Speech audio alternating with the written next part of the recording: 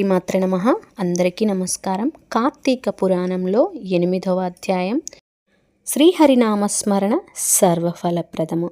వశిష్ఠుడు జనక మహారాజుకు చెప్పినదంతా విని, మహానుభావ, తమరు చెప్పిన ధర్మములంటిని శ్రద్ధగా విన్నాను. అందు ధర్మము చాలా సూక్ష్మముగా ఉందని, పుణ్యము సులభంగా కలుగుతుందని, అది నదీ స్నానము, దీపదానము, ఫలదానము, అన్నదానము, వస్త్రదానం వలన కలుగునని చెప్పారు. ఇట్టి చిన్న ధర్మముల చేతనే మోక్షం లభించుచుండగా, వేదోక్తముగా యజ్ఞయాగాదులు చేసిన గాని పాపములు పోవని మీ వంటి మునిశ్రేష్ఠులే చెప్పుచున్నారు కదా. మరి తమరు ఇది సూక్ష్మములో మోక్షముగా కనబరిచినందుకు నాకు అమితాశ్చర్యము కలుగుతున్నది. దుర్మార్గులు కొందరు సదాచారములు పాటించగా, వర్ణ సంకరులు రౌరవాది నరకహేతువులను, మహాపాపములను చేయువారు ఇంత తేలికగా మోక్షం పొందుట వజ్రపు కొండను గోటితో పెకలించుట వంటిది. కావున దీని మర్మమును విడమర్చి విపులీకరించమని ప్రార్థించుచున్నాను అని కోరాడు.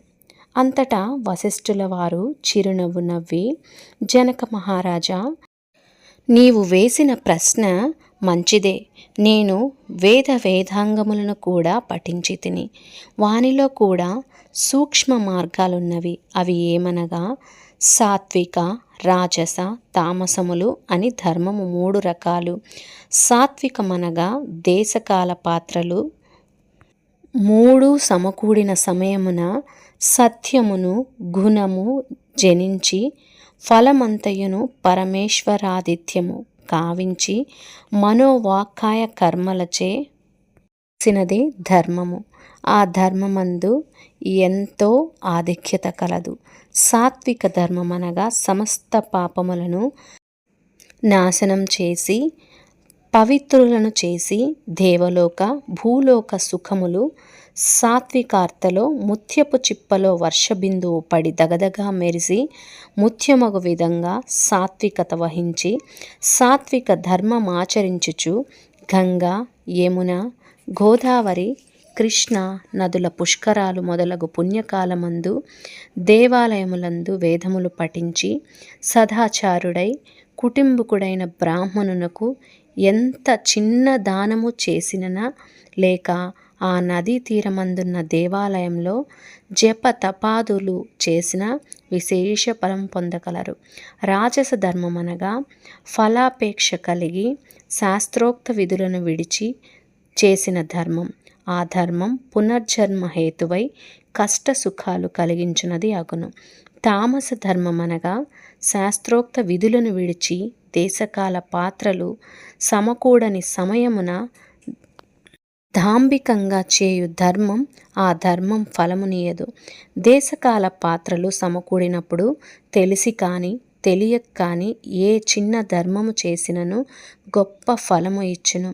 అనగా పెద్ద కట్టెల గుట్ట చిన్న అగ్ని కణములతో భస్మమగునట్లు, శ్రీమన్నారాయణ నామము తెలిసి కానీ తెలియక కానీ ఉచ్చరించిన వారి సకల పాపములు పోయి ముక్తి పొందుదురు.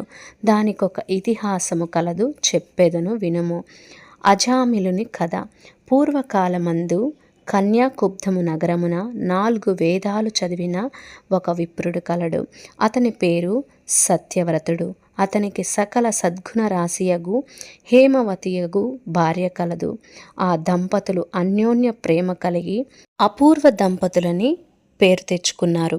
వారికి చాలా కాలమునకు లేక ఒక కుమారుడు జన్మించాడు. వారు ఆ బాలుణ్ణి అతి గారాభంగా పెంచారు. అజాములుని నామకరణం చేసిరి.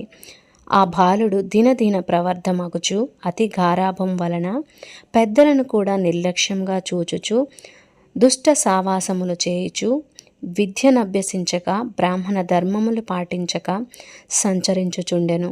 ఈ విధంగా నుండగా కొంతకాలమునకు యవ్వనము రాగా కామాంధుడై మంచి చెడ్డలు మరిచి యజ్ఞోపవీతము చేయక మద్యం సేవించుచు ఒక స్త్రీని వలచి నిరంతరము ఆమెతోనే కామక్రీడలతో తేలియాడుచు ఇంటికి రాకుండా తల్లిదండ్రులను మరచి ఆమె ఇంటే భుజించుచుండెను.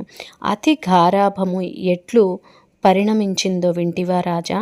తమ బిడ్డలపై ఎంత అనురాగమున్ననో పైకి తెలియపరచక చిన్ననాటి నుంచి అదుపు ఆజ్ఞలతో ఉంచకపోవడం వలన ఈ విధంగానే జరుగును. కావున అజామిలుడు వాని బంధువులు అతనిని విడిచిపెట్టిరి. అందుకు అజామిలుడు రెచ్చిపోయి వేట వలన పక్షులను జంతువులను చంపుతూ కిరాత వృత్తిలో జీవించుచుండెను. ఒక రోజున ఆ ఇద్దరు ప్రేమికులు అడవిలో వేటాడుతూ ఫలములు కోయిచుండగా ఆ స్త్రీ తేనె పట్టుకై చెట్టెక్కి తేనె పట్టు తీయబోగా కొమ్మ విరిగి క్రిందపడి చనిపోయింది. అజామిలుడు ఆ స్త్రీపై పడి కొంతసేపు ఏడ్చి తర్వాత ఆ అడవి యందే ఆమెను దహనం చేసి ఇంటికి వచ్చెను. అంతకుముందే ఆమెకు ఒక కుమార్తె ఉండెను. కొంతకాలమునకు ఆ బాలికకు యుక్త వయస్సు రాగా కామాంధకారముచే కన్ను మిన్ను కానక అజామిలుడు ఆ బాలికను కూడా చేపట్టి ఆమెతో కూడా కామక్రీడలలో తేలియాడుచుండెను. వారికి 2 కొడుకులు కూడా కలిగిరి. ఆ ఇద్దరు పురిటిలోనే చచ్చిపోయారు. మరలా ఆమె గర్భము ధరించి ఒక కుమారుణ్ణి కనెను. వారిద్దరూ ఆ బాలునికి నారాయణ అని పేరు పెట్టి పిలుస్తూ ఒక్క క్షణమైన విడువగా ఎక్కడికి వెళ్ళినా వెంట పెట్టుకొని వెళ్ళుచు నారాయణ నారాయణ అని ప్రేమతో పలుకుచుండిరి. కానీ నారాయణ అని స్మరించిన ఎడల తన పాపములు నశించి మోక్షం పొందవచ్చునని మాట మాత్రానికి కూడా తెలియకుండెను. ఇలా కొంతకాలం జరిగిన తర్వాత అజామిలునకు శరీర పటుత్వం తగ్గి రోగగ్రస్తుడై మంచం పట్టి చావునకు సిద్ధపడి ఉండెను. ఒకనాడు భయంకర కారములతో పాసాది ఆయుధములతో యమభటులు ప్రత్యక్షమైరి. వారిని చూచి అజామిలుడు భయము చెంది కుమారుని పైనున్న వాత్సల్యం వలన ప్రాణములు విడవలేక నారాయణ నారాయణ అంటూనే ప్రాణాలు విడిచెను. అజాములుని నోట నారాయణ అను శబ్దం వినపడగానే యమభటులు గడగడ వనకసాగిరి. అదే వేళకు దివ్యమంగళాకారులు శంఖచక్ర గదాధరులగు శ్రీమన్నారాయణ దూతలు విమానంలో అక్కడికి వచ్చి, ఓ యమభటులారా, వీడు మావాడు, మేము వీనిని వైకుంఠమునకు తీసుకుపోవడానికి వచ్చాము అని చెప్పి అజాముల్ని విమానం ఎక్కించి తీసుకుపోవచ్చుండగా యమదూతలు, అయ్యా మీరెవ్వరు? వీడు అతి దుర్మార్గుడు, వీనిని నరకమునకు తీసుకుపోవటకు మేము ఇక్కడికి వచ్చాము, వానిని మాకు వదలమని కోరగా విష్ణుదూతలు ఇలా చెప్పారు, యమదూతలారా, మీరెంత అవివేకులు! శివకేశవులను పూజించువారును సదా హరినామస్మరణ చేయువారును మరణకాలమందు నారాయణ అని గాని శ్రీహరి అని కానీ శివ అని గాని శివుని గాని స్మరించువారును తెలిసి కానీ తెలియక కానీ మరే రూపమున కానీ హరినామస్మరణ చెవిన పడిన వారును పుణ్యాత్ములు. కాబట్టి అజామిలుడు ఎంత పాపాత్ముడైనను మరణకాలమున నారాయణ అని స్మరించుచు చనిపోయెను. కాబట్టి మేము వైకుంఠమునకు తీసుకొని పోదుమని పలికిరి. అజామిలుడు విష్ణుదూతలు యమదూతల సంభాషణ ఆలకించి ఆశ్చర్యం చెందాడు.